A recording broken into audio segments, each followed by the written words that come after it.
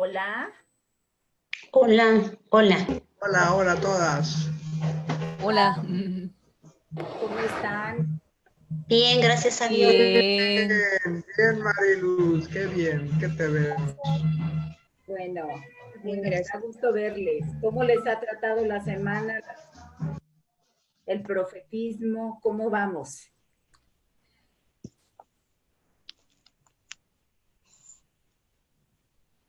Muy bien, nos da mucho trabajo porque creo que la información nos hace buscar más información, ¿no? Sí, sí, eso va cayendo ahí la información y todo eso, y siempre pues van apareciendo cosas nuevas, ¿no? Sí. Bueno, Yes. entonces, ¿les parece que hagamos una ronda de si tienen preguntas, aclaraciones y ese tipo de cosas? Y luego pasemos ya a la clase. Buenas tardes con todos. Buenas tardes. Buenas tardes. Bueno, miren, estamos haciendo ahorita un sondeo de cómo están, cómo se sintieron con las lecturas, cómo van con el proceso. Si tienen alguna duda o pregunta, es momento de hacerlo y después ya la segunda parte, la sesión propiamente de la conferencia, que vamos hoy a ver a Judá, la profetisa del antiguo Israel.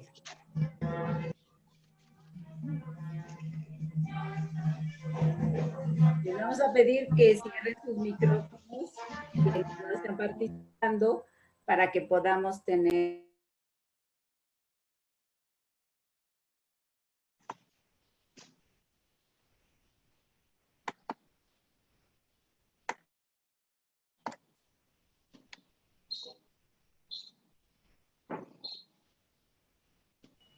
Marilu, no se escucha tu micrófono. Ahí, ¿ya? Ya, Sí, ya se está escuchando. gracias. Lo que les decía es que hagamos una ronda de preguntas de cómo se están sintiendo con las lecturas, que si les costó trabajo, si tienen alguna pregunta al respecto, y después vamos a pasar propiamente con la profetisa Hulda. Entonces, me gustaría saber si tienen dudas, preguntas o aclaraciones al respecto de lo que han ido trabajando.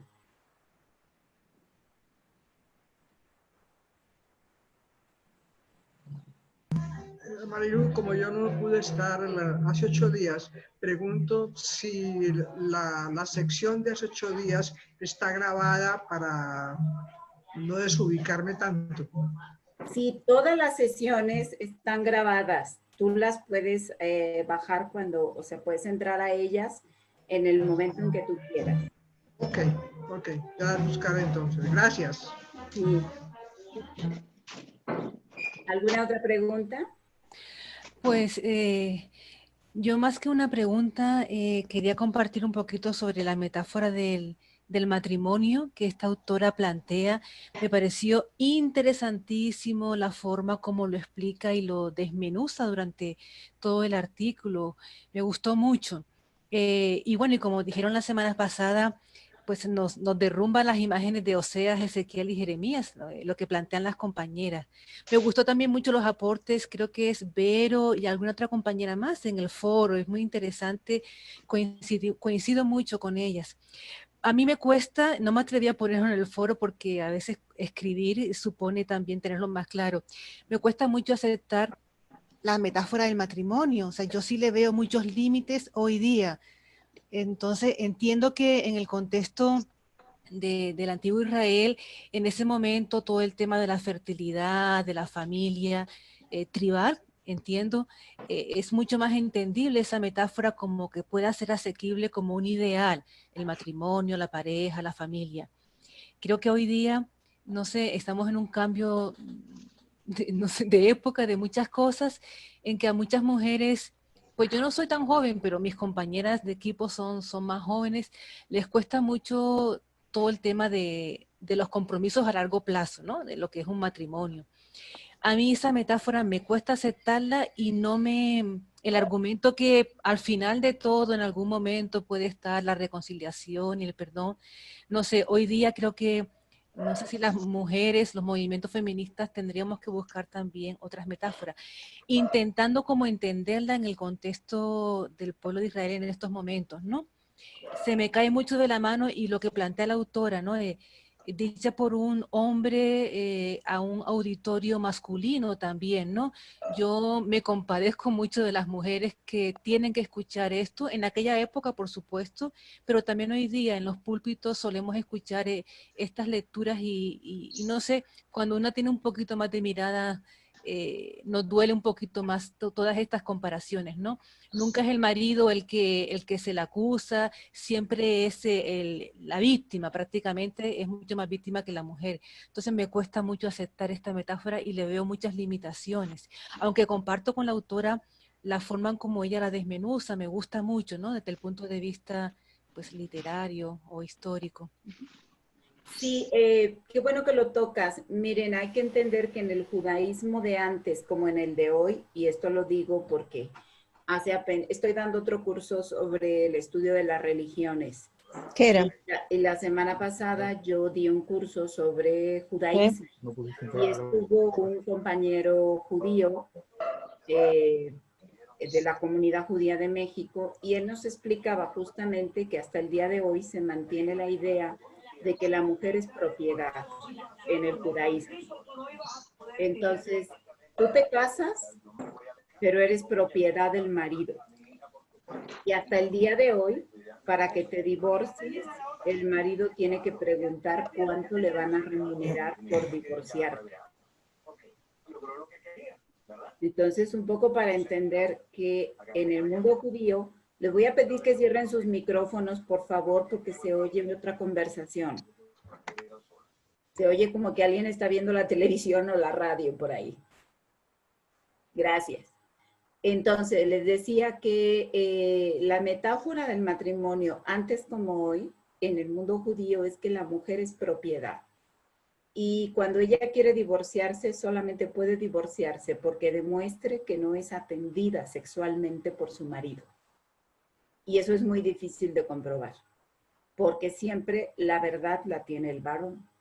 ¿Y tú cómo vas a ir a un juicio para decir mi marido no me satisface sexualmente, ¿no?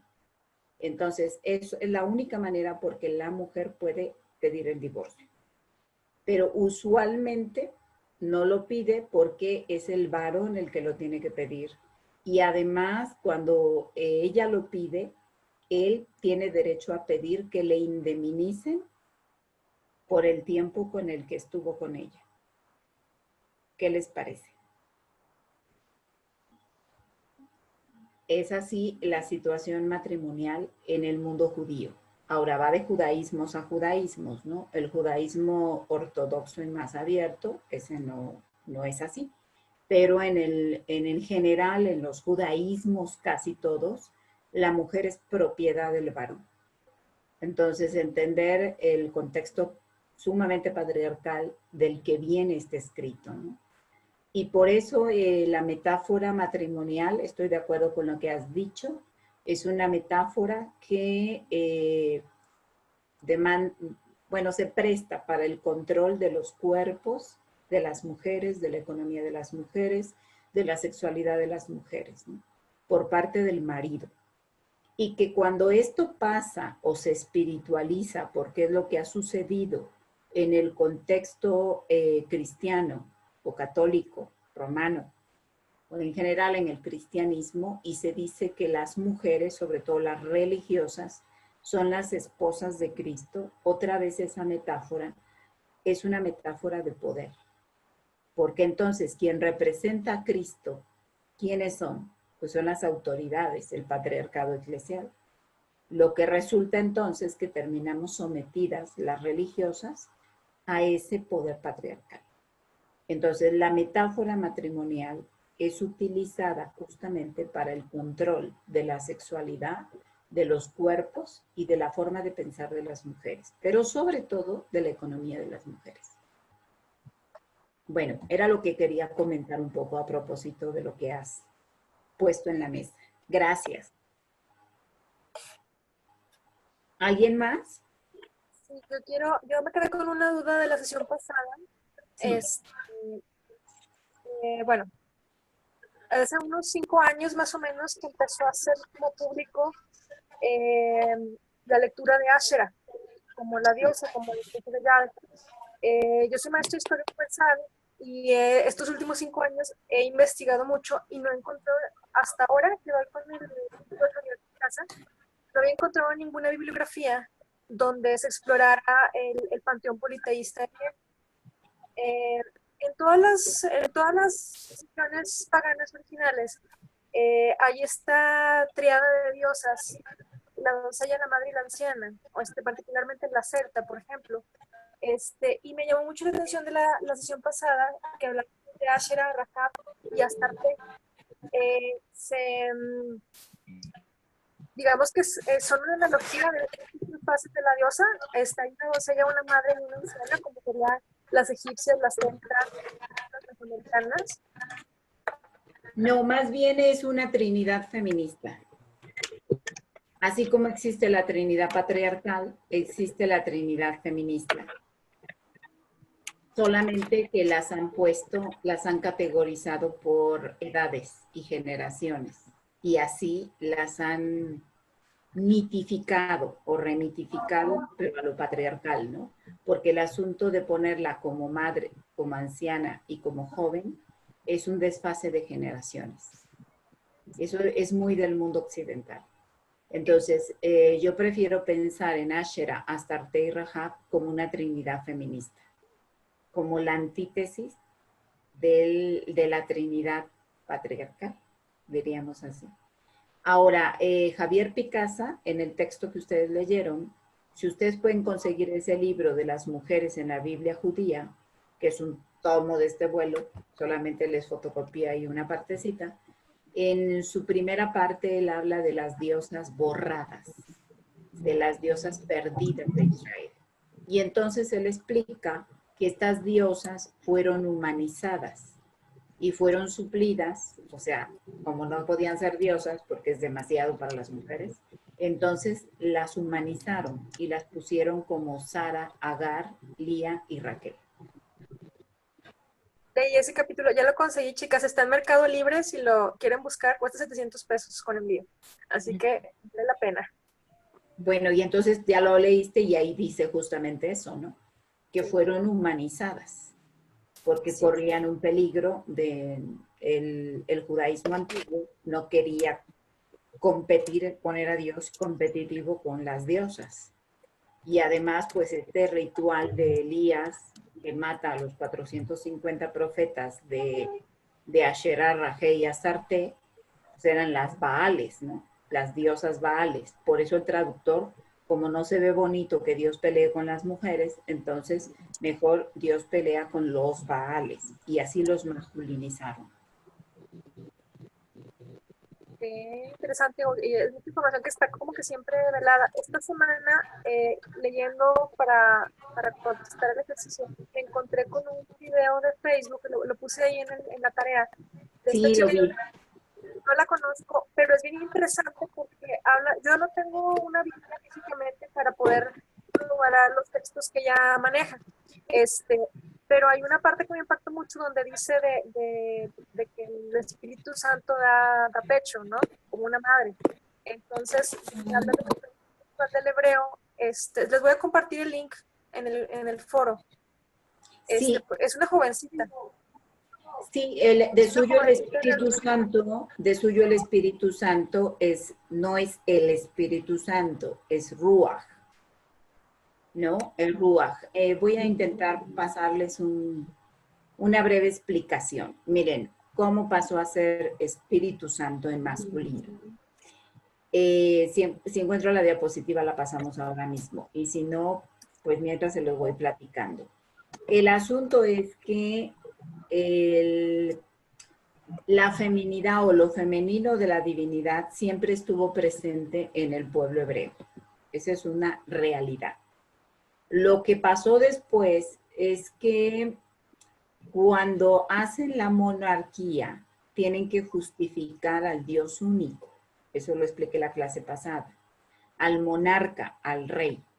Y entonces, cuando pasan del politeísmo al monoteísmo, tienen que pasar a la monarquía, pero además tienen que pasar a la idea del pasar del sedentarismo, del nomadismo al sedentarismo. Y en ese paso del nomadismo al sedentarismo y a la idea de la tierra prometida y del asentamiento más de idea de pueblo ya fijo, ya no nómada, también la idea de la divinidad cambia. Y entonces ya no pueden ser las diosas nómades o nómadas que caminan con el pueblo, sino tiene que ser un dios fijo y por eso lo masculinizan. Pero ¿cómo se llamaba entonces antiguamente? Se llamaba Shekhinah, se llamaba antes de Ruach inclusive, ¿no? Shekhinah o Shekinah, que viene del verbo shahan, que significa anidar. Las pajaritas, las aves, iban a anidar cuando necesitaban empollar los pollos y darles vida. Y entonces esa metáfora, shahan, que es anidar y empollar, es atribuida a la divinidad. Es decir, la divinidad empolla, cubre los pollitos. Y así es como se le llama Shekhinah a la nube protectora que acompañaba en el proceso de liberación de Egipto al pueblo de Israel. En la noche era brillante para iluminarles y en el día era oscuro para protegerles del sol. Que después también fue la columna de fuego que se interpuso entre los egipcios y el pueblo de Israel antes del Mar Rojo. Y que después fue esta nube nutriente que les hacía llover maná del cielo y los nutría. A ese término se le llama Shahan, habitar, Dios que viene a empollar o habitar, o la divinidad que viene a habitar en el pueblo, que está en el pueblo, cobijándolo y protegiéndolo. De ahí viene ese verbo. Shahan o Shekhinah quiere decir radiancia de la divinidad, la radiancia de Dios, que luego ya en el proceso mosaico pasó a ser la nube que se posaba en la tienda del encuentro y que finalmente después pasó a ser la zarza ardiente, que después, más adelante, a su vez pasó a ser el yo soy, ¿no? Entonces, todo este proceso. A este espíritu, a esta espírita, a este aliento vital, les explicaba la vez pasada, que reside en el rajamín, en el útero o matriz de las mujeres. Y en los hombres residen las entrañas. Entonces, así se le llama, ¿no? Shaham, Shekhinah, y después pasó a ser muy tardíamente Ruach, aliento de vida. Aliento de vida, ¿no? La fuerza dinamizadora de Dios, o radiancia de Dios. Y más adelante, cuando lo traducen del arameo al hebreo, porque ustedes recuerden que el hebreo no se hablaba el arameo, Jesús habló arameo, no hebreo. El hebreo después se va a colocar como idioma oficial del pueblo, pero muy tardíamente. Entonces lo que se hablaba era arameo. En arameo, cuando se pasa a hebreo, el concepto pasa de ruach o de Shekhinah, pasa a ser okma. Okma es sabiduría. Después, cuando se traslada al mundo griego, se traduce como Sofía o divina sabiduría. Y es Filón de Alejandría en el siglo III cuando a esta Ruach, Shekhinah, Okma o Sofía la traduce como Logos. Y Juan va a hablar de Logos, que es Jesús. Pero ahí hay un cambio de lo femenino a lo masculino. Gracias a Filón de Alejandría. Bueno, no sé si me fueron siguiendo. Es ahí donde se da la transición, porque en la antigüedad, en el paganismo eran las tríadas, ¿no? Padre, madre, hijo. Como ponía el ejemplo de Isis, Osiris y Horus. Entonces, ahí es donde se da, con Filón de Alejandría, siglo III, judío convertido al mundo griego, que quiere adaptarse al mundo griego y responder al cristianismo, a lo griego, es que da el cambio de Ruach, Shekhinah o Okma o Sofía, y la traduce como logos. Y hay 3 tipos de logos. Logos entiacetos, logos espermáticos y logos profóricos. ¿Ya? Entonces, el logos espermáticos es el que Juan va a utilizar para dar la categoría de la encarnación del verbo. O sea, ahí lo masculiniza. Por eso Elizabeth Schussler habla de regresar a la Sofía, las huellas de Sofía, ¿verdad? Y habla de que Jesús es el hijo de Miriam, profeta de la divina sabiduría. Por esa razón.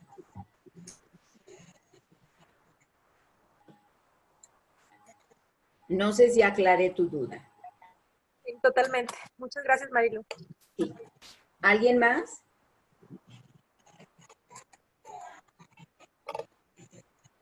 Pues yo solamente quiero comentar que me encantó muchísimo escuchar sobre las mujeres profetisas y cómo utilizaban su cuerpo. Y me llamó mucho la atención porque si ellas fueron excluidas o calladas, sigue pasando ahorita. Y lo digo porque cuando he escuchado varios, especialmente sacerdotes, que prohíben la práctica del yoga, del reiki, del tai chi, porque son prácticas, según ellos, satánicas. Y bueno, en mi experiencia, son prácticas que me han ayudado mucho en mi vida espiritual. Por ejemplo, hacer con tai chi, la energía que se mueve, y igual con el reiki, ¿no? Entonces, me llamó mucho la atención cómo en tiempo pasado había opresión hacia las mujeres de esa parte y sigue pasando hoy. Y bueno, también por otra parte la lectura, una de las lecturas complementarias que habla sobre la historia de Lilith, yo ya la había escuchado antes, pero no en círculos católicos. Entonces, es la primera vez que yo la escucho aquí y bueno, es interesante para mí escuchar esa historia y cómo también fue la primera mujer, pero por todo esto del patriarcado se excluyó. Y bueno, yo siento que es importante retomarla porque como figura femenina tiene muchísimo poder. El hecho de que se rehusaba a tener relaciones sexuales con Adán en cierta posición y que desafió a Adán y a Dios y ella prefirió irse, ¿no? Y cómo la demoniza, ¿no?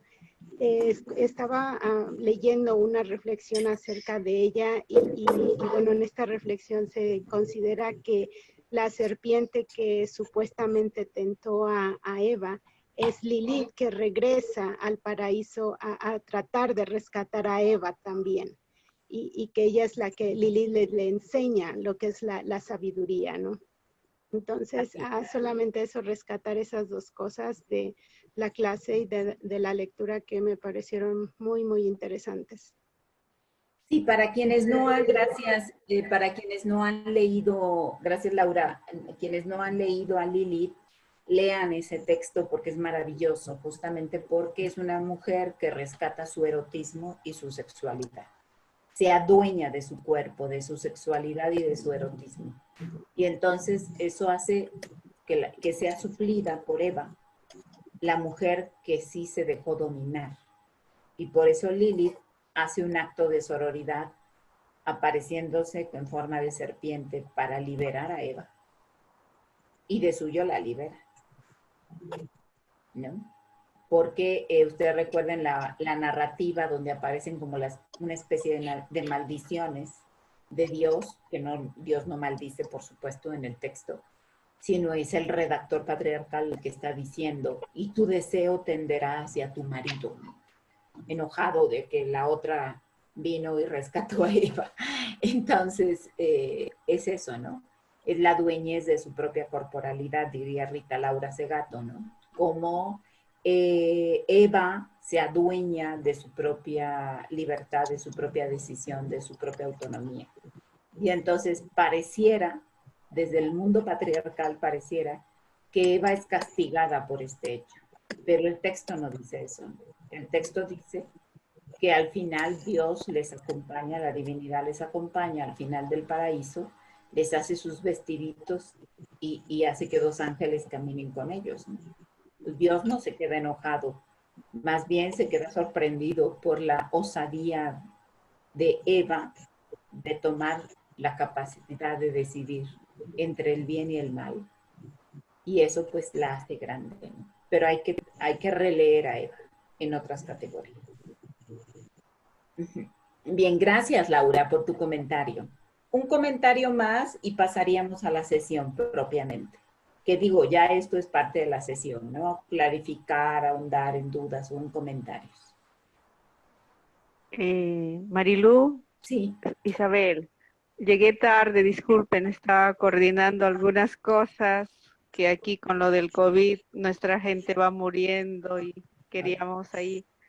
A mí me gustaría en esa línea última que acaba de poner la compañera y tú también, ¿no? Cómo la recuperación de la imagen de Lilith tiene como la relación conectiva, yo diría, o en conexión con Hetera, cuando la diosa madre, nos dice el texto original, desapareció como tal en esas historias de la creación, la memoria resurge o vive o pervive en Lilith, ¿no? Y entonces ella como que representa lo que dice inicialmente, y creo que en esa trama descubre como la compañera amante, ¿no? Sí. Es que la búsqueda de autonomía femenina, que ligada con el universo, la tierra, la búsqueda de esa independencia es interdependencia ancestral de la tierra, ¿no? O sea, lo femenino, lo corporal, lo erótico, lo amante está en relación a esa tierra que vive, ¿no? Y en ese sentido ella es desobediente, pero es una desobediencia de relación profunda, de autonomía, pero también una autonomía peligrosa, ¿no? Entonces, y yo siento eso, ¿no? Que en la tierra esos lugares húmedos, oscuros, son como ese orgasmo que tiene relación en la vida del ser humano con el universo y la tierra, ¿no? Te lo digo porque yo siempre me preguntaba por qué en ciertos espacios geográficos de esta madre tierra la vida es tan húmeda, ¿no? Y tan a la vez intensa, pero al ser tan intensa a la vez es tan frágil y tan creativa y tan diversa, ¿no? Entonces yo leyendo este texto y estando en esta parte de este tiempo, ¿no? Siento que hay una vinculación profunda de movimiento, energía vital, ¿no? No sé si yo estoy equivocada, pero siento por ahí, ¿no? Esa relación profunda entre el cuerpo de la tierra y el cuerpo femenino, ¿no? No sé, yo quería comentar un poco por ahí. Sí, gracias Isabel, bienvenida y qué pena que estén muriendo nuestros hermanos en estas circunstancias y desde aquí pues nos solidarizamos con cada uno de ellos. Y pasando a tu comentario, Lorena Capnal tiene un texto maravilloso sobre el cuerpo territorio. Y ella dice, que lo pueden encontrar en la red, el cuerpo territorio, ella dice que tenemos un riesgo, ¿no? Y el gran riesgo es que feminicemos a la tierra. Que hay un gran riesgo de feminización de la tierra, aún en las culturas ancestrales, y que ella está en contra de llamarla madre tierra, porque cuando le colocamos un rol, entonces le colocamos un estereotipo a cumplir. Y ese estereotipo a cumplir, ella lo autocritica, siendo ella indígena, guatemalteca, maya. Dice que uno de los grandes peligros de la propia teología de los pueblos originarios es la feminización de la tierra. Y es peligroso justamente porque cuando la feminizamos y la colocamos en categorías de madre, entonces también extraemos de su cuerpo todo.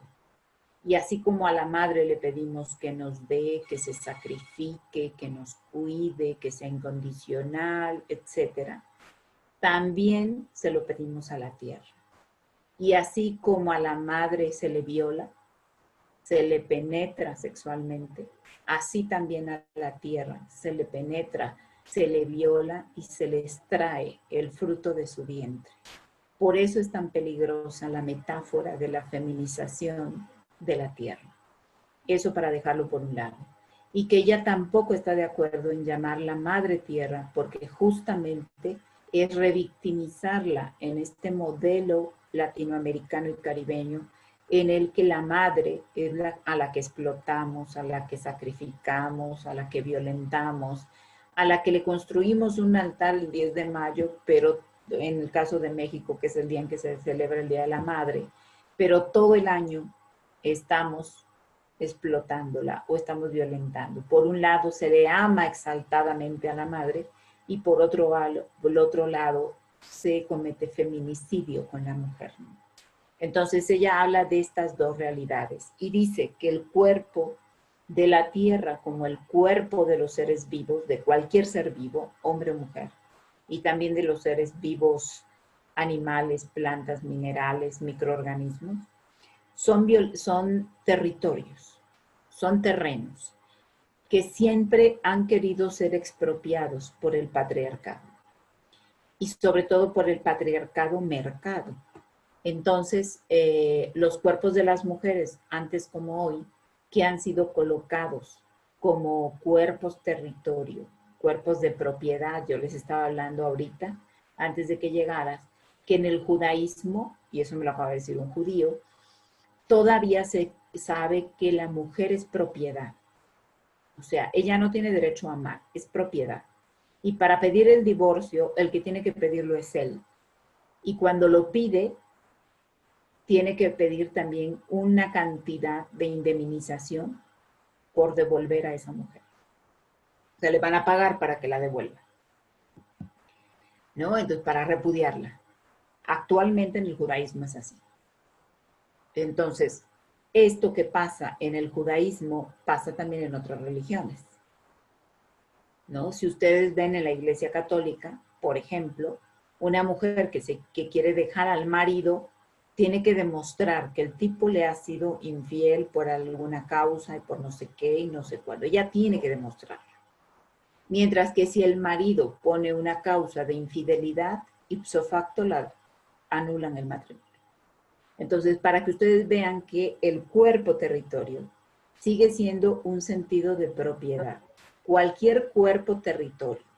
Por eso es tan molesto para el patriarcado cuando una mujer, una chica, una joven, una anciana, una mujer de edad, quien sea, o un cuerpo sexualmente diverso, o sea, gay, lesbiana, trans, bisexual, dice, mi cuerpo es mío. Eso no lo tolera, ¿verdad? Y entonces nos acusan de egoístas, de hedonistas, de un montón de cosas. Porque adueñarnos de nuestro propio cuerpo es mucho más que subversivo, porque le estamos quitando el poder al patriarcado sobre nuestros cuerpos.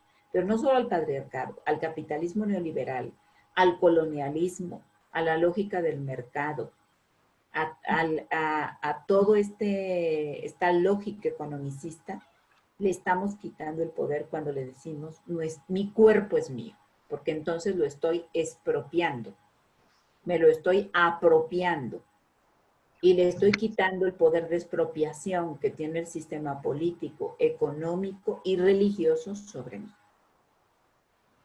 En ese sentido, entonces, habría que hablar de estos cuerpos territorios, ¿no? ¿Por qué son territorios? Porque los ven como terreno.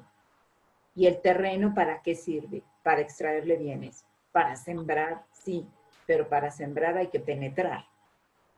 Y todas las metáforas son violentas. Y tienen que ver con una connotación de abuso sexual.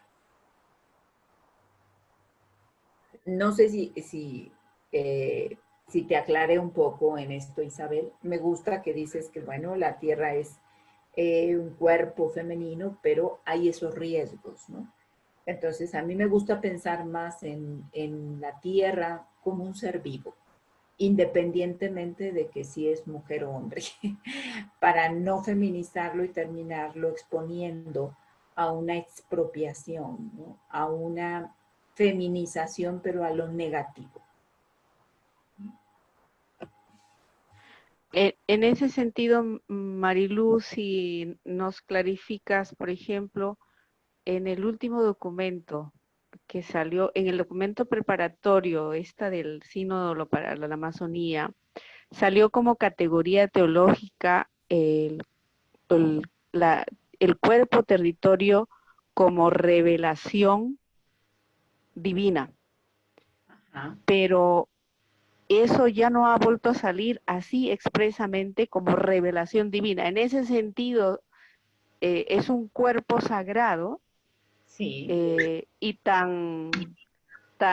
y no soy dueño que necesito penetrar, sino necesito relacionarme de tú a tú e encontrar una presencia viva, sabia, divina en ese cuerpo, ¿no?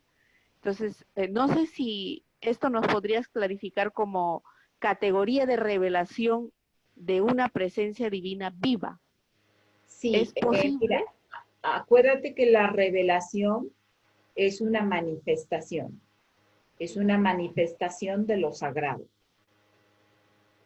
Ahora, para el patriarcado romano, el hecho de que coloquen este cuerpo territorio como una revelación, como un cuerpo sagrado, es muy, ¿cómo diría?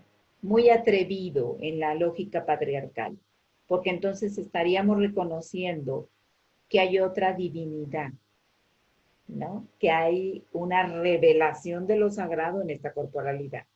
Y estarían reconociendo entonces la divinidad femenina, no masculina. Y eso en el mundo romano, católico romano, es impensable. Por eso es que no aparece más. Me parece que es muy buen acercamiento, ¿no? Pero no se trata de colocar a la tierra como Dios. Eso hay que decirlo, ¿no? No es tan simple, no es decir, no es simplemente cambiar el término Dios a diosa o padre a madre, porque entonces estaríamos cayendo en un binarismo de género. Porque hay quien lo hace, aún del patriarcado eclesial. Miren, yo ya hablo del Dios padre madre, del Dios y la diosa, de lo femenino y lo masculino, y ya con eso soy feminista. Pues no, señora, porque eso justamente es un binarismo de género, ¿verdad? Donde solamente estamos jugando a lo femenino y a lo masculino, pero no nos atrevemos a romper estos dos moldecitos, femenino y masculino. Ni se trata de solo llamarle a Dios diosa, ni a Dios madre y padre, porque caemos en el mismo binarismo. Acuérdense que dejamos sueltos a otras personas, dejamos sueltas las relaciones trans, dejamos sueltas las relaciones binarias, las relaciones intersexuales, las relaciones transgénero y las relaciones queer. Entonces, el género es mucho más amplio. Y entonces, por eso hay que ser también como muy críticas a la hora que decimos el cuerpo de la tierra es sagrado. Bueno, porque entonces caemos otra vez en el binarismo de género. Entonces es una diosa, entonces es un cuerpo. Por eso a mí me gusta, a mí personalmente me gusta, y pueden no estar de acuerdo conmigo, la metáfora del ser vivo o la ser vivo, como quieran. Es un ser vivo. ¿Ser vivo? Sin categorizaciones de género. Porque si le colocamos categorizaciones de género, entonces vamos cayendo en una especie de cuadritos o de casitas, ¿no? Entonces es masculino y femenino, es hombre y mujer, es Dios y diosa, y acuérdense que para los fundamentalismos religiosos, estos binarismos de género son por donde se meten las fisuras para decir, miren, es que entonces tiene que ser así, masculino y femenino, ¿no? Y por ahí es donde yo veo el riesgo, pero no sé si me doy a entender con esto o hay alguna pregunta o aclaración. Mira, yo creo, Marilu, disculpa, será la última para no monopolizar la intervención. Y creo que se abre con la metáfora de ser vivo, nos abre o nos descoloca del antropocentrismo egoísta, creo. Por ahí va el asunto, ¿verdad? Sí. Sí, y entonces es un ser vivo, porque si lo colocamos como un ser sagrado, como una figura femenina, otra vez volvemos al humanocentrismo, ¿no? Y entonces más bien es un ser vivo, y ese ser vivo tiene muchas categorías que pueden ser abarcables, más que excluyentes.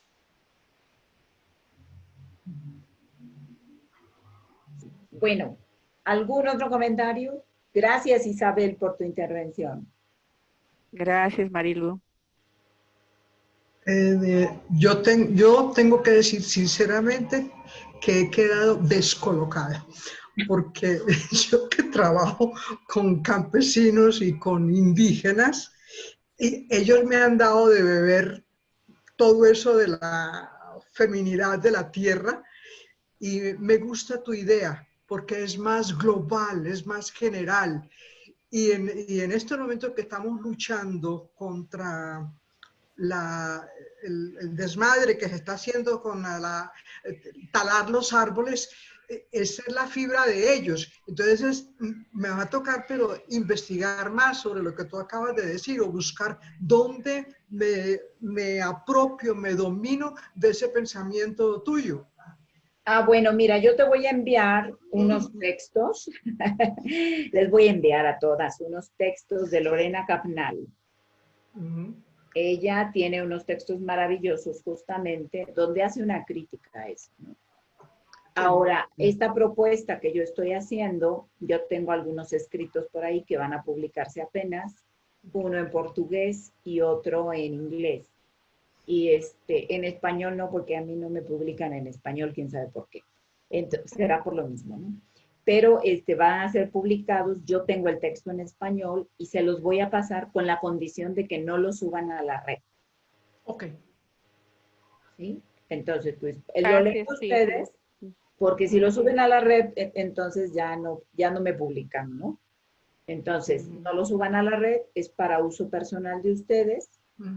Y no se lo pasen a las amiguitas porque tampoco es por ahí, ¿no? Entonces ya sería piratería, autopiratería. Entonces, Exacto. no vamos a hacer eso. Se los voy a mandar con esa condición, ¿va? Perfecto. Gracias. ¿Algún otro comentario?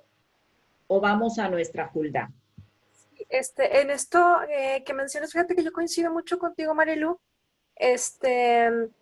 porque en las religiones reconstruccionistas no paganas, digas Wicca, digas Asatru, digas cualquier tipo de religión reconstruccionista y no pagana, tiende mucho a eso, Dios en el cielo y Dios en la tierra. Y está la polémica entre los que se dicen politeístas y los que se dicen monoteístas.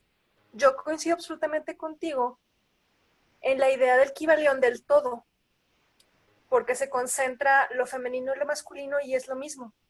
Entonces, muchas veces decimos los dioses refiriéndonos a todo el paquete, ya sin formas arquetípicas, sin género, sin nada, y entra la controversia.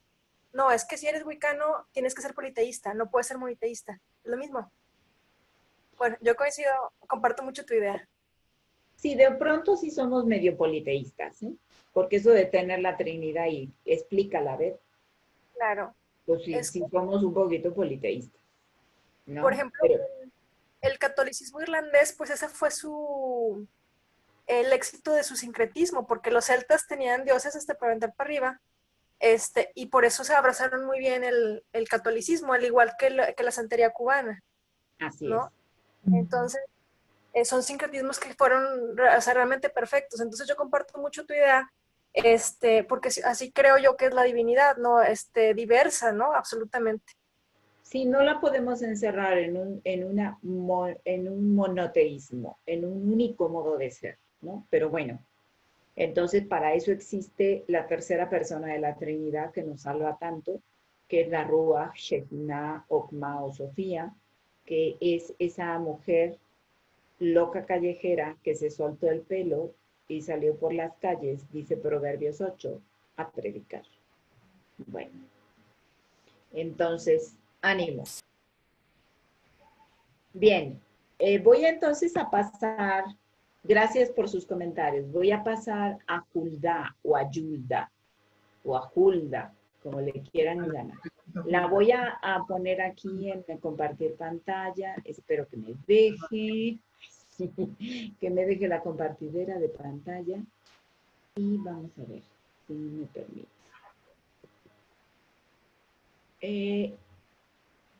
Sí me pueden interrumpir, acuérdense. Es buena las interrupciones porque entonces uno...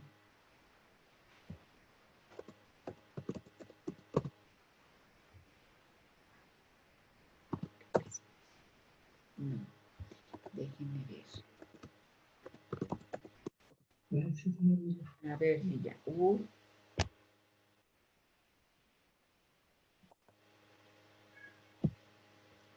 Bueno. A ver, ahí se ve. No, ahora sí. Vamos a ver.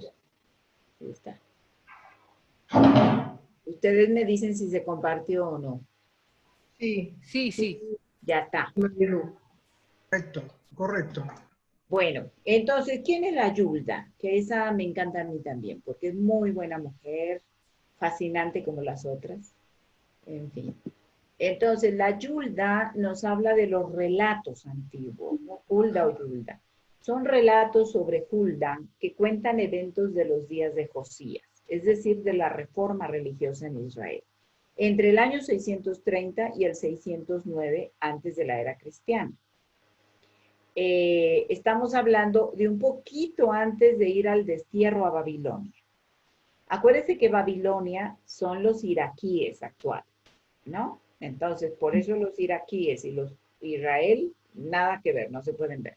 Por este antiguo pleito de que pues, los babilonios o los iraquíes actuales fueron los que se llevaron al pueblo de Israel al destierro.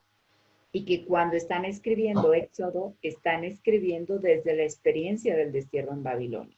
Pues nada que les hicieron, les destruyeron el templo de David, quemaron la ciudad, violaron al rey, porque se acostumbraban en las guerras que cuando llegaban a un pueblo, al primero que violaban era al rey, y le sacaban los ojos y le cortaban la lengua, y los hombres le violaban. ¿Cómo se sabe esto? Porque se acuerdan que Saúl, cuando va a caer en manos de los enemigos, le pide a su escudero que lo atraviese con la espada, antes de caer en manos de los enemigos, porque sabía que era una estrategia de guerra y una forma de humillar al pueblo vencido, violar al rey. Bueno, esto dicho sea de paso. Entonces, esto pasó con los babilonios, están ya casi para el destierro.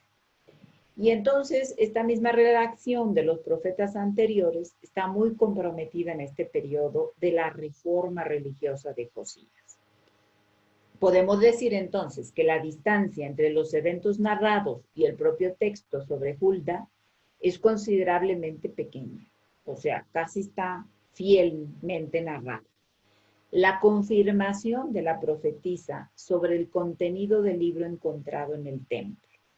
Es decir, están las ruinas del templo, después que han sido llevados a Babilonia, que se acuerdan que el rey Asuero es el que regresa al pueblo, ¿no? Lo regresa de Babilonia. Dice, bueno, ya estuvieron presos en Babilonia, entonces pueden regresar a darle culto a su Dios. Y el pretexto es este libro, ¿no? Que se supone que han encontrado en las ruinas del templo y que tienen que comprobar a alguien que realmente sepa la tradición judía que ese es el libro de la ley. Y entonces se desencadena la reforma religiosa promovida por Josías. ¿Porque Josías era maravilloso hombre? No, porque Josías era un maldito perro desgraciado, ¿verdad? Y este maldito perro desgraciado quería reconquistar la tierra, regresar a su pueblo, pero pagarle tributo a los babilonios. ¿Y por qué digo que Josías era un maldito perro desgraciado? Porque utilizó a las mujeres para la reforma religiosa. Y las utilizó y después las castigó, de tal manera que ustedes leen el libro de Esther, y entonces, pero no todo el libro, ¿verdad? Sino los 2 primeros capítulos, donde se habla de Vasti, la mujer del harén, que era la esposa del rey Asuero, ¿no? Y entonces este rey, ¿se acuerdan que manda a hacer una fiesta de 30 días porque no tienen nada que hacer, y todos los militares se emborrachan y se ponen ahí unas parapetas buenas, y mandan a traer a la reina. Y él le pide que solo vaya con la corona, lo que significa que vaya desnuda. Pero además es una fiesta separada, donde por un lado celebran los hombres y por otro las mujeres. Y le pide el rey que venga la reina después de que todos están borrachos y que se exhiba, ¿no? Y de que la va a humillar. Entonces la reina Basti le consulta a las mujeres del harem, a sus mujeres que tiene ahí a su servicio, y a las mujeres de los principales que están allá borrachos, y todas dicen, no vayas. Si no iba, es una desobediencia al rey, y requerían su cabeza. Y si iba, iba a ser humillada. Entonces ella decide no ir y le manda a decir al rey que no. Y el rey consulta a los hombres borrachos y a sus adivinos, dice, no, pues es que si te desobedeció en público una mujer, cualquiera te va a desobedecer después. Y la mandan al calabozo. Y prohíben a las mujeres hablar su propio idioma en su propia tierra. Bueno, esta historia se las cuento porque este señor aprendió de esa historia y la quiso aplicar en el pueblo de Israel. La reforma religiosa, la reconstrucción del pueblo de Israel se basó en la humillación de las mujeres. Y en ese contexto está Hulda. ¿Cuál es el papel de Hulda? Hulda tiene la autoridad profética, así como su vínculo con el sacerdocio, que eran aparentemente incontestables. Es decir, acuérdense que los profetas no querían a los sacerdotes, ni los sacerdotes a los profetas, porque los profetas eran el carisma, la parte contestataria, la insubordinación, la libertad, la autonomía, la denuncia, mientras que el sacerdocio era la institución, la obediencia, la ley, el sometimiento. Por eso eran dos figuras antitéticas, el sacerdocio como la profecía. Entonces el rey ordenó, vayan a consultar a Yahvé, por mí y por el pueblo, para ver qué hacían, ¿no? Si instituía el sacerdocio o instituía la profecía. Y entonces, sin ninguna discusión, los funcionarios encabezados por el sumo sacerdote del templo, ¿qué tal, señoras? El sumo sacerdote de aquel templo ya caído, porque se estaba estructurando apenas el Sanedrín y la casta sacerdotal nuevamente, fueron los funcionarios reales y el sumo sacerdote a consultar a Hulda. ¿Qué le fueron a consultar? Le fueron a consultar si ese libro que habían encontrado era realmente la ley judía, si era la Torá, si era el Tanaj hebreo, si era el núcleo de la fe. Si ella decía que no era, no había reforma religiosa, no había reconstrucción del templo, no había reconstrucción de la vida del pueblo. Si ella decía que sí era ese libro, entonces venía toda la reconstrucción nacional, cultural, identitaria y religiosa del pueblo. Entonces, fíjense, lo interesante de Hulda es que en ese tiempo ya estaba Jeremías y Sofonías. Pues ni Jeremías ni Sofonías, que eran contemporáneos de Hulda, fueron escogidos entre las decenas de profetas que eran usualmente consultados por los gobernantes, sino que el rey mandó a que los hombres fueran a consultar a la mujer, a la profetisa, a la vidente. Hulda representaba entonces los segmentos del pueblo de la tierra, es decir, los anahuim, los anau, los desechos de la tierra. ¿Se acuerdan que, no sé si con ustedes hablé, pero ahora lo recuerdo, los anahuim o los pobres de Yahvé era la gente inservible, los cuerpos desechables, la gente que no era valiosa, el desperdicio de la sociedad, que hoy serían la gente de la calle, la gente de las periferias, la gente sexualmente diversa, las mujeres, los niños en situación de calle, la gente desperdicio, o en palabras de Judith Butler, los cuerpos que no importan para el sistema. Entonces, Hulda pertenecía a esos cuerpos. Era un cuerpo que no importaba, era un cuerpo desechable, una mujer de la periferia. Sin embargo, estos cuerpos desechables eran los que se oponían al rey. Y se oponían, junto con Hulda, a la situación monárquica, representando justamente el juzgamiento de Dios sobre la monarquía y el templo. Porque el pueblo, cuando regresó del exilio, tuvo que pensar, ¿por qué nos pasó esto? ¿Por qué no tenemos ni príncipes, ni tierra, ni profetas, ni un sitio donde ofrecerte holocausto para alcanzar misericordia? ¿Por qué perdimos la tierra prometida? Y la reflexión los llevó a la monarquía. Los responsables de este desastre eran la monarquía. Habían perdido la tierra, habían perdido todo, ¿verdad? Entonces, Hulda es de este segmento, de estos cuerpos basurizados, periféricos, que representan la profecía, diríamos la parte contestataria, ¿no?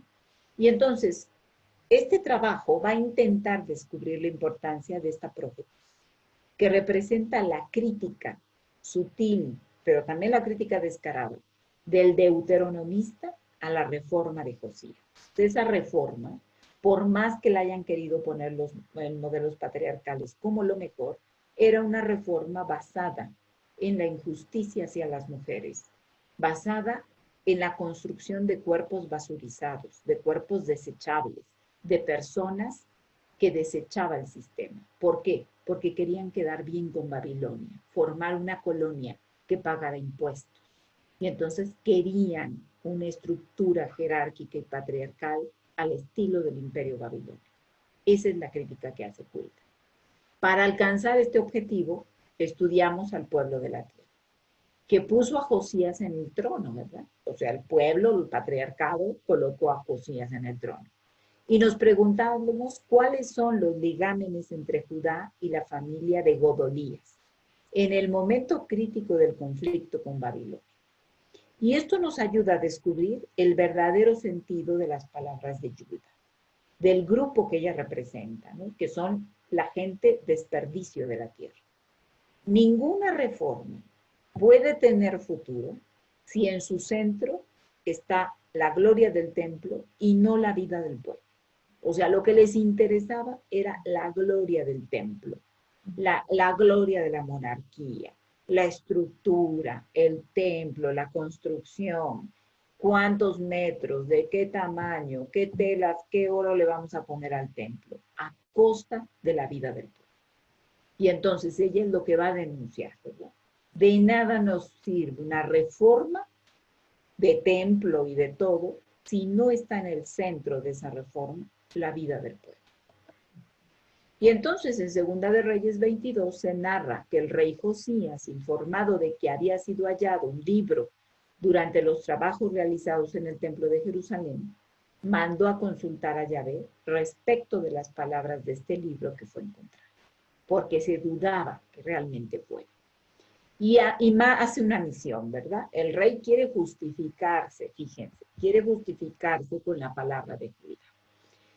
Y manda una misión oficial, constituida por el principal de los sacerdotes, o sea, el sumo sacerdote, el secretario del rey, es decir, ¿qué diríamos hoy? La señora Sánchez Cordero, para decirlo en México, es la secretaria de gobernación. Cada país tiene su secretario de gobernación. Bueno, hagan de cuenta que el secretario de gobernación de sus países fue a consultar a Hulda. El Papa, para decirlo rápido, o el líder de la iglesia ortodoxa, o el líder de la iglesia, el rabino de no sé dónde, o el Papa fueron a consultar a Hulda. Ese era el equipo, que fueron a consultarla. Y otros 3 dignatarios, o sea, el secretario de Hacienda, el secretario de Educación y el secretario de Salud. ¿Qué tal? La comitiva. Y entonces se dirigieron hasta la casa de la profetisa.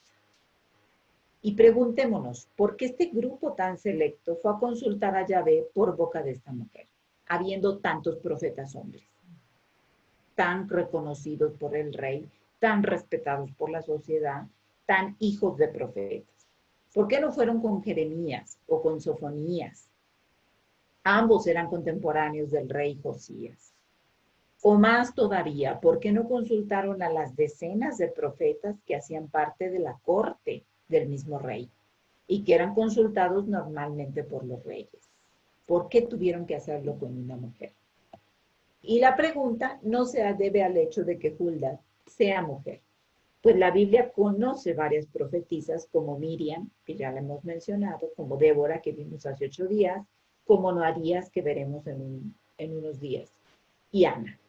El hecho es que Yulda o Hulda es la única profetisa cuya presencia quedó registrada durante el periodo monárquico. Es decir, era la única voz creíble, la única voz profética realmente existente, antisistémica, antimonárquica, antipatriarcal, ¿verdad? Que ella iba a dar la voz real. La dirección de ella es conocida y vivía, se dice en el texto, en la segunda ciudad o en la Jerusalén Baja. ¿Por qué en la Jerusalén Baja? Pues en la periferia, diríamos en la favela de Jerusalén, de acuerdo con el cronista. Ahicam, el padre de Godolías, intervino para que esto se diera. Godolías, los pobres que quedaron en la tierra, y Jeremías, son ligados de este modo a Hulda, por medio de la familia de Safán, Ahicam y Godolías. O sea, son los despreciables, los que viven allá en la miseria. Por otra parte, en esta familia hay más gente ligada a Jeremías. O sea, también eran amiguitos de Miqueas, de Jeremías, primos de Godolías, y eran nietos de Safán, un personaje importante de aquel tiempo. Es él quien realza las palabras de Jeremías escritas y leídas por Baruch. Relata a los príncipes las palabras de Jeremías y lo convence de llevarlas hasta el rey. Solo que esta vez el rey no da valor a la profecía de Jeremías y quema todas las páginas que Baruch escribiera por mandato de Jeremías. O sea, no les crea a los hombres. Eso es impresionante. Que un hombre no le crea a otro hombre, eso solo pasa en Jerusalén en esta época. Todo esto nos hace suponer que en medio del pueblo de la tierra había existido un grupo que, pese también a participar del poder, no era cómplice de las prácticas opresoras del palacio, teniendo entonces mayor sensibilidad para escuchar las palabras del profeta. Es interesante en este sentido el papel de los ancianos de la tierra, quienes, contrariando a los sacerdotes y profetas, no concuerdan con la condenación a muerte de Jeremías y recurren a la memoria del profeta Miqueas, cuyas palabras contra Jerusalén y contra el templo, muy parecidas a las de Hulda, traen a recuerdo el de la asamblea, ¿no? Entonces, un poco para entender el contexto. O sea, la cosa era un entramado patriarcal gruesísimo.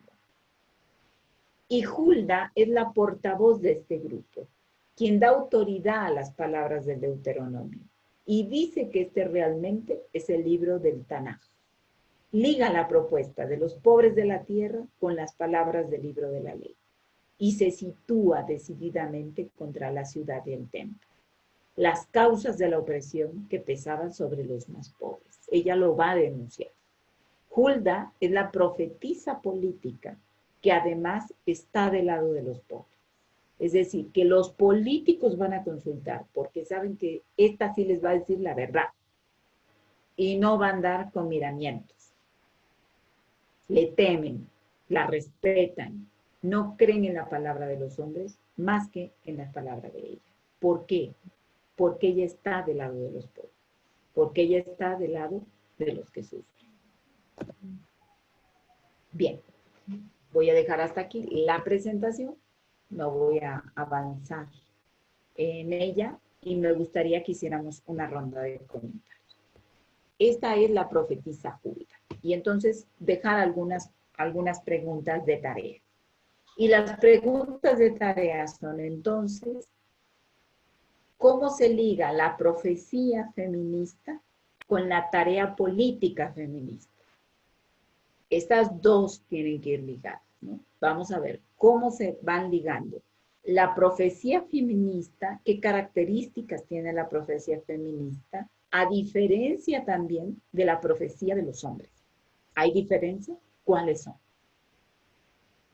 Bien, ahora les escucho. Esa tarea. Pero no esa tarea, ¿cómo se liga la profecía? ¿Y acabó? Ahora ni se escuchan. Wow. Fíjate que algo que me pareció interesante desde la semana pasada que nos comentaste que íbamos a hablar de Hulda, era de que aún, bueno, del lado en donde yo estuve mucho tiempo, que es en protestantes o los evangélicos, se mencionaba a Hulda como varón. Entonces, ¿En serio? sí, o sea, y eso es algo porque yo lo escuché estando adolescente, que era una mujer. Alguien tiene el sonido arriba y me escucho doble. Ah, será el mío, ahora te lo apago. Bueno, en una ocasión yo había leído algo sobre o sea, como profetisa. Entonces, a mí me impactó porque todavía hasta, yo creo, hace 2 años se mencionaba como un varón que respaldaba a Josías, ¿no? Entonces, el hecho de que las predicaciones o lo que se ha planteado por mucho tiempo en muchos lugares, es todo de parte de los hombres, o sea, las mujeres las sacan de contexto en todo. Y digo, ¿cómo es posible que hayan sacado o que hayan querido tapar, a lo mejor por falta de estudio, por lo que quieras, pero que no se hayan metido un poquito para darse cuenta que era una mujer a la que buscaban y que entre ellos mismos no se creían? Entonces, a mí lo que me sorprende es de que todavía hasta la fecha nos quieren seguir opacando. Al principio iba yo a hacer un comentario, nada más que ya empezamos con lo de la clase. Yo soy divorciada, tengo 30 años, y cuando me divorcié, a los 6 meses, me decían, es que tienes que buscarte a alguien porque no vas a valer, no dejes a tu marido porque no vas a valer. O sea, realmente yo fui maestra de escuela dominical, soy hija de pastor evangélico, o sea, y de ser de las mejores, por así decirlo, o sea, pasé a ser la escoria total. ¿Por qué? Porque empiezo a estudiar, empiezo a darme cuenta de otras cosas y ya no debo de ser escuchada. O sea, se hubo un ataque personal, un ataque contra mi persona donde ya no la escuchen. Entonces digo, hay todavía congregaciones o grupos o de religiones o como le quieran llamar, de que bajan mucho a la mujer. O sea, y te lo dicen con respecto a la Biblia. En la Biblia no hay ninguna mujer que sea profetisa o no hay ninguna mujer que quiera predicar o eso está en contra de la palabra de Dios, porque la palabra de Dios, dices, bueno, pues si está en contra de la palabra de Dios, pues entonces hay que apedrear no sé, al que robó o algo así, ¿no? Y no es que así no va. O sea, simplemente todo es contra la mujer. El miedo contra la mujer todavía sigue vigente en muchos lugares, así aunque muchas iglesias, y lo voy a decir abiertamente, muchas iglesias se cataloguen como ya, estoy hablando desde el punto de vista evangélico, como ya contemporáneas o como que ya somos feministas o como que ya la mujer tiene palabra porque ya da clases, ya le puede dar clases a la femenil, pero hasta ahí no puede tener un llamado de Dios. Es imposible. Alguien que diga, una mujer que diga, yo tengo un llamado de Dios para predicar, yo tengo un llamado de Dios para evangelizar, no estás mal. Entonces, a mí lo que me parece impactante es de cómo hasta esta fecha quieren desaparecer a una mujer, aún desde los púlpitos. Entonces, para mí fue algo padre, pero sí hay mucho trabajo por hacer todavía. Realmente a mí me parece eso, hay demasiado trabajo por hacer. Sí, sería muy bueno que leyeras los textos que les he puesto. Después yo les voy a enviar la diapositiva con todas las figuras femeninas profetizas y están los textos bíblicos para que ni modo uno tiene a veces que tomar la misma postura y decir, mira, aquí dice que esta señora era profetisa. Y era una señora, no un señor. A veces también tiene uno que usar ese mismo argumento, antiargumento. Gracias, Génesis, por tu aporte. ¿Algún comentario más o pregunta?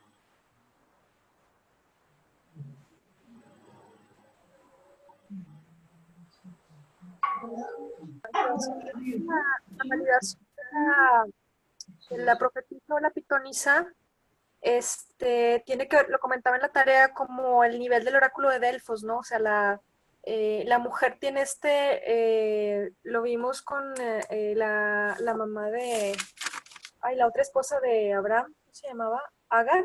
Agar. Sí, o sea, que reciben el mensaje directo divino, ¿no? Entonces yo creo que ahí está la certeza de la profecía femenina, ¿no? En el sentido de que no hay intermediarios o no hay, vaya, por naturaleza como que la mujer tiene, al menos en estos textos, tiene como que o viendo el mundo antiguo, ¿no? Yo pienso en el oráculo de Delfos que iban los reyes a consultarla, sí, y siempre era una mujer, era una sacerdotisa u otra, pero siempre tenía que ser mujer. Claro, y entonces el asunto era, acuérdense que una de las categorías para saber si era verdadera o no profetisa es que se cumpliera la profecía. Y si se cumplía, entonces eso le crea mucha fama a la profetisa o al profeta, ¿no?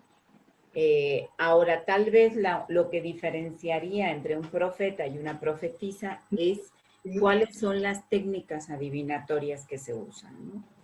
Entonces, ustedes recuerden, Isaías, Eliseo, siempre usan las metáforas de los carros de fuego, de la desnudez y todo eso, ¿no? Y las profetisas, casi los instrumentos adivinatorios, tienen que ver con palmeras, con plantas, con animales, con la tierra, con consultar otros elementos de la naturaleza, ¿no? Entonces, por ahí hay una diferencia entre la profecía de los hombres y la profecía de las mujeres. Parece ser que, según lo que vamos viendo, la profecía de Débora y de Yulda son profetizas muy políticas, que tienen que ver con la política. Por eso les dejo esa tareita, ¿no? Que vean cuál es la incidencia política que tiene la profecía feminista. También los profetas tenían una profecía política, pero parece que era más a favor de la monarquía y no tanto en contra. Más a favor del sistema y no tanto en contra, ¿no? Además que los profetas varones casi siempre viven en los núcleos centrales de las pequeñas ciudades, cerca de la institución. Y parece ser que las profetisas mujeres siempre están al margen, siempre están en las periferias, ¿no? Entonces, por ahí ya hay algunas diferencias, pero eso quisiera que ustedes lo fueran trabajando más finamente. ¿Y cómo? Y lo importante es la segunda pregunta, ¿no? ¿Cómo nos afecta o qué incidencia política tiene que tener nuestra profecía feminista hoy, en el contexto en el que estamos viviendo? ¿No? Entonces, por ahí que vayan un poco haciendo la elaboración. Y además yo les voy a poner esta pregunta en el foro de discusión y ustedes vayan colocando, no tienen que hacer todo un tratado, pues quien lo hace muy bien, pero alguien puede decir, ay, mira, ¿yo qué voy a poner? Pues lo que tienes en la mente, en la cabeza, en el corazón, y lo pones ahí, una frase, un poema, una oración, una palabrita, entonces, para que usen el foro de discusión. Porque de verdad que esto enriquece mucho, ¿no? Que unas a otras vayamos compartiendo la palabra. Y es que miren, el gran poder de las mujeres profetistas era la palabra. Y por eso la silenciaron. Entonces, usen el poder de su palabra en el foro de discusión. Las invito a que hagan eso. Es muy importante Marilu, que lo vayan poniendo ahí. Sí, Isabel. A mí justo en esa línea me encanta la presentación que haces en este sentido, ¿no? Hulda o Yulda representaba los segmentos de los pobres de la tierra, los anahuín, los desechos, los cuerpos basurizados, que representa la periferia, ¿no? Y ahí creo que está la crítica política suya, ¿verdad? Sí. Es una crítica como subversiva, y esos cuerpos basurizados de las mujeres son cuerpos también que están diciendo, hay una voz política aquí, ¿no? Te decía, eso me sonaba muy fuertemente porque en este tiempo, en este contexto en el que estamos angustiadas, y de verdad que es la angustia por responder a la cuestión alimentaria, humanitaria, el cuidado de la salud, pero ahí con un grupo nos preguntábamos, ¿no? Eso no es suficiente. Estamos, ¿no? Que quizá como Yulda desde la periferia, necesitamos una voz profética política, y de qué manera, ¿no?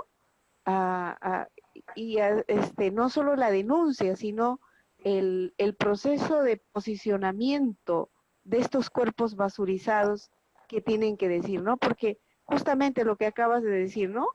Al sistema le interesaba la gloria del templo y la reconstrucción desde el centro, ¿no? Y en cambio, y era a costa de la vida de los basurizados, ¿no? Entonces hoy como, no sé, por ahí me suena mucho, ¿no? Me resuena quizá este desperdicio marginal de las orillas de los ríos de la Amazonía. Hoy quieren tener una voz profética. No una voz de que alguien más que ellos, sino desde ellos y con ellos, ¿no? No sé, y me suena, realmente me vibra dentro, siento mucha energía de vincular a la figura de Yulda con este tiempo en el que estamos viviendo, ¿no? Y por ahí quería comentar. Sí, porque, gracias Isabel, porque además, imagínense, si los pobres de la tierra no aceptaban la reforma religiosa de Josías, eran la mayoría, porque eran unos cuantitos los ricachones, las familias nobles de Israel, que fueron colocados en Jerusalén, porque demostraron ser de linaje. Mientras que el resto, pues lo mandaron a las orillas. Y entre menos demostrabas tu linaje, entre menos linaje tenías, pues te tocaba más lejitos de Jerusalén. Por eso a Jesús le tocó Nazaret, la tierra de los gentiles. Porque era de ese grupo de los basurizados, de los casi no judíos. Y entonces, bueno, pues si el resto no... pues ustedes allá hicieron su reforma religiosa, pues qué bueno que la hicieron allá en Jerusalén, pero nosotros no nos identificamos con eso. Entonces, por eso era importante consultar a Hulda, porque Hulda representaba a todos estos pobres, a estos desechos de la tierra, ¿no? Y ella era considerada también dentro de ese grupo.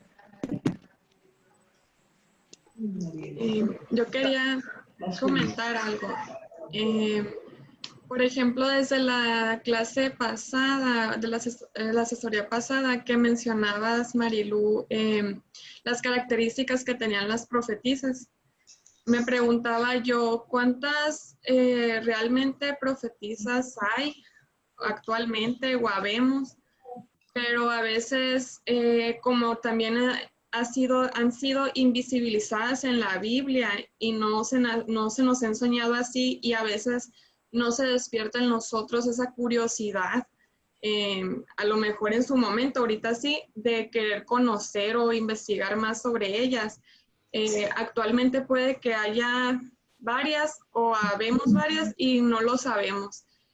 No nos la creemos nosotros primeramente para poder ejercer eso, ¿no?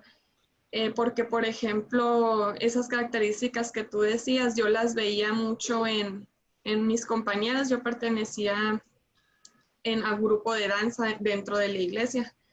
Y pasaba esto, o sea, nuestras mayores experiencias o las mejores con el Espíritu Santo fueron a través de la danza.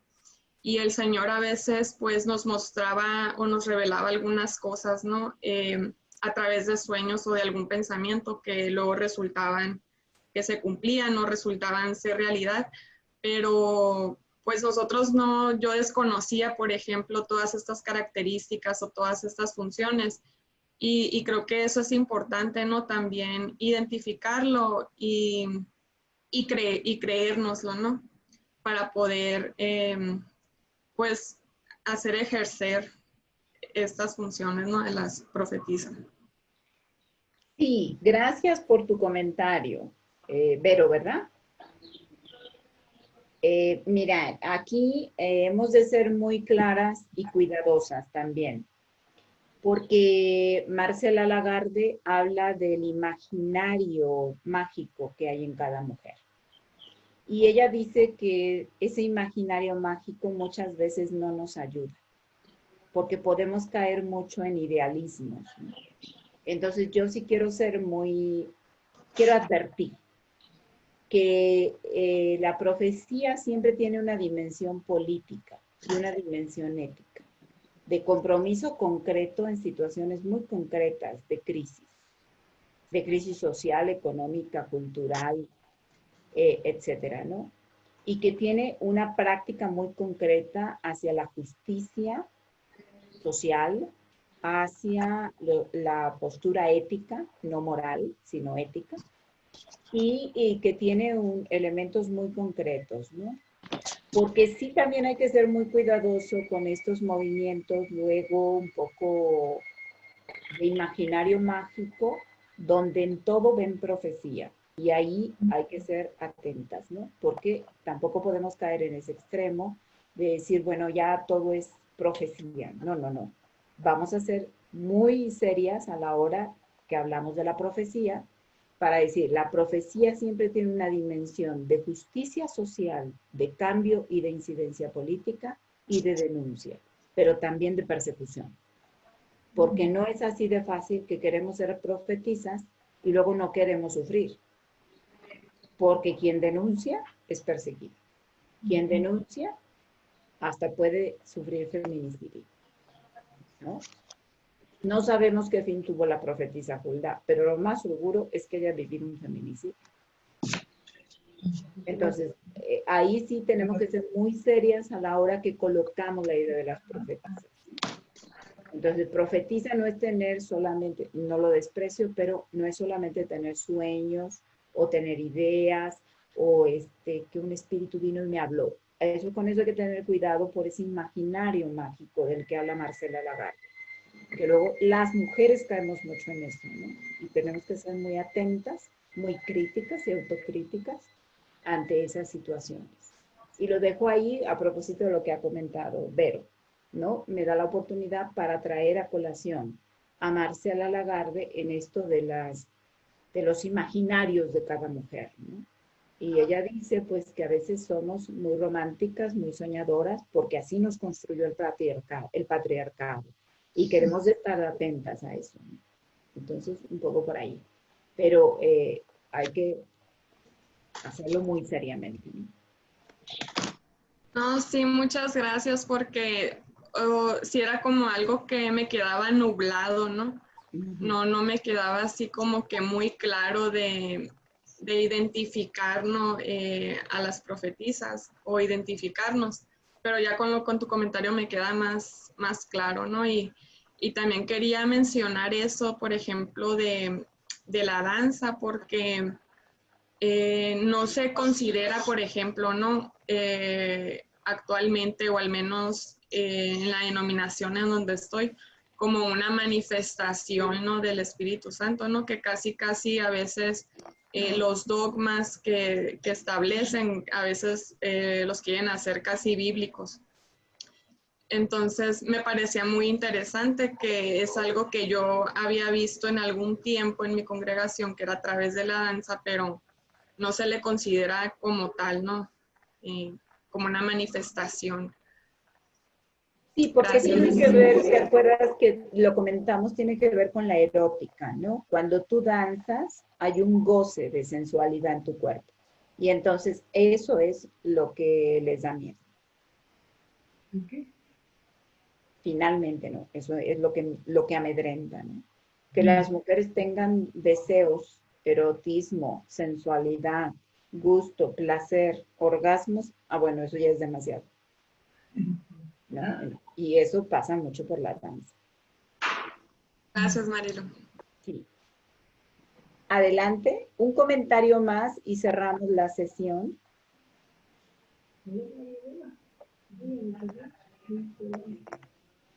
Pues yo quiero comentar, escuchándote y pensando en las incidencias que puede tener nuestro profetismo femenino hoy, se me vienen a la mente dos situaciones. Una es la que vivimos varias congregaciones aquí en los Estados Unidos hace 8 o 9 años más o menos, en la que diferentes congregaciones fuimos investigadas por Roma, porque, bueno, un obispo americano se quejó de que no estábamos viviendo la vida religiosa como tenía que ser.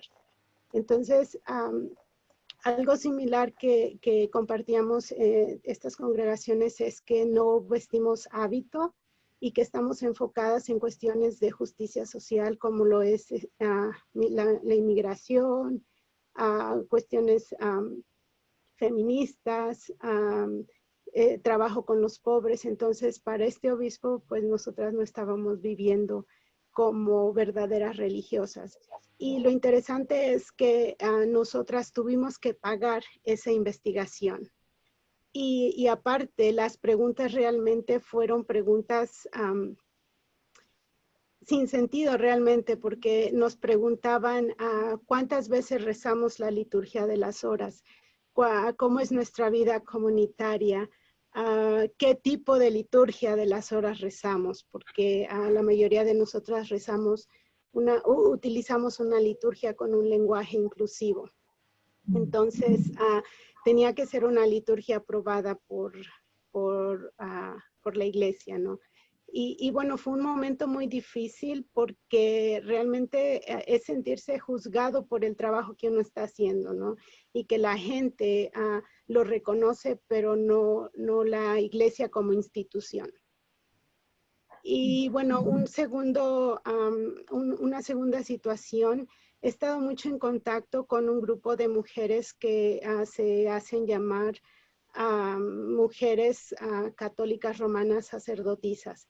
Y por el simple hecho de que ellas reciben la ordenación sacerdotal, son excomulgadas. Entonces, es interesante para mí. Y bueno, escuchaba la conferencia de una de ellas y ella decía que el problema que hay con Roma es que se autodenominan católicas romanas. Y es por eso que prácticamente están siendo perseguidas y están siendo excomulgadas.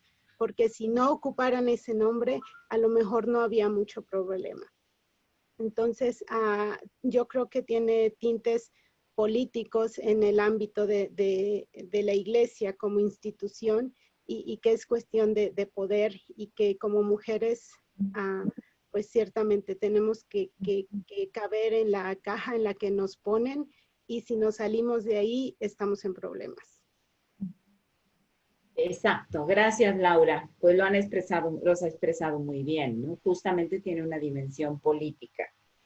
Y es que el asunto de la investigación que les hicieron por parte de los obispos americanos justamente era un distractor, porque empezaban a ver los grandes problemas de pederastia y pedofilia en Estados Unidos. Y entonces el asunto de desviar la atención hacia las mujeres que estaban perdiendo, casi todas estas grupos de hermanas religiosas estaban a favor de la ordenación de las mujeres, ¿no? Y a favor de la teología de género. Entonces, por eso es que este obispo utilizó esa acusación, ¿no? Un poco para poner en contexto. Claro, porque estaban trabajando con los sectores que nadie quería trabajar. Los migrantes, los vulnerables, los basurizados, y muchas mujeres religiosas también trabajando con miembros de la diversidad sexual. Entonces, los obispos justamente quisieron distraer eso, pero miren, las cosas salen por su propio peso.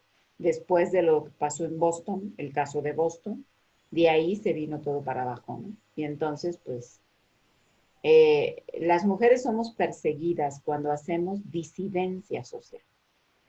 Si eres perseguida y tienes un tache ahí por tu institución o por la jerarquía, pues ánimo porque ahí va tu profetismo, ¿no? Si nadie te persigue, tienes que preguntarte qué pasa con tu propia profecía, ¿no? Si nadie te censura, entonces estás a favor de un sistema, ¿no? Tu práctica es a favor del sistema. Y bueno, querría entonces cerrar esta parte diciendo que no esperemos a practicar un profetismo totalmente coherente, ¿no? Los profetas y las profetisas también eran personas que tenían fisuras en su manera de vivir. No eran personajes perfectos. Entonces, mucho de esto ha pasado, ¿no? Que nos dicen, ay, es que el profeta y la profetisa tienen que ser 100% coherentes para creerles. No es cierto. Los profetas y las profetisas vivían con sus propias incoherencias. Entonces, no vamos a esperar a ser súper coherentes para ejercer la profecía de la palabra y de la denuncia. Porque si nos van a atacar en nuestras incoherencias, pues sí. Y entonces el profeta, la profetisa, la feminista vive en la propia contradicción, en el límite de la propia incoherencia, porque no vamos a esperar a ser perfectas para ser profetisas. No vamos a esperar a ser coherentes para profetizar. Y recordar eso, si nadie nos cuestiona, si nadie nos persigue, nadie está en nuestra contra, tenemos que repensar nuestra manera profética de actuar. Quiere decir que algo no anda bien o que estamos a favor del sistema. Y entonces, pues eso hay que repensar. Bueno, pues voy a cerrar esta sesión diciendo que voy a enviar las preguntas al foro de discusión, porque alguien preguntó si podemos tener la pregunta de la tarea de escrito, claro. Yo les voy a mandar las preguntas al foro de discusión y acuérdense que son preguntas detonantes. Es para generar el diálogo entre ustedes y que nos enriquezcamos mutuamente.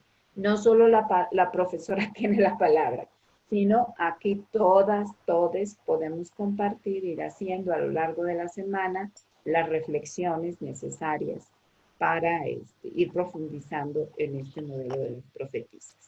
La próxima sesión vamos a ver a Miriam, la profetisa hermana de Moisés y de Aarón, que siempre es reconocida por eso, ¿no? Porque es la hermana de Moisés y de Aarón, cuando era Miriam la profetisa. Y vamos a analizar por qué es que le cayó ahí la lepra a ella y a Moisés no, si los que dudaron también eran Moisés y Aarón. Entonces, vamos a ir analizando quién es Miriam, la profetisa del pandero. Esa te va a gustar mucho por aquello de la danza, Vero.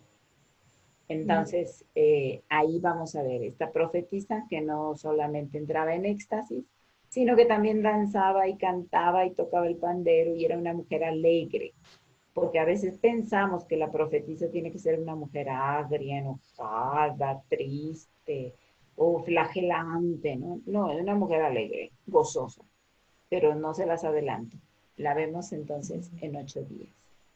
Bueno, pues que tengan muy buena semana, sigan profundizando y les voy a mandar 2 lecturas de Lorena Capnal para seguir profundizando en esto de la tierra.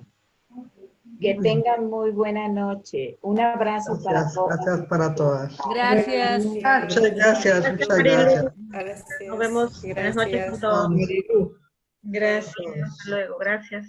Gracias. Gracias, Marilu. Gracias a ustedes también. Gracias. Eres un desafío. Gracias.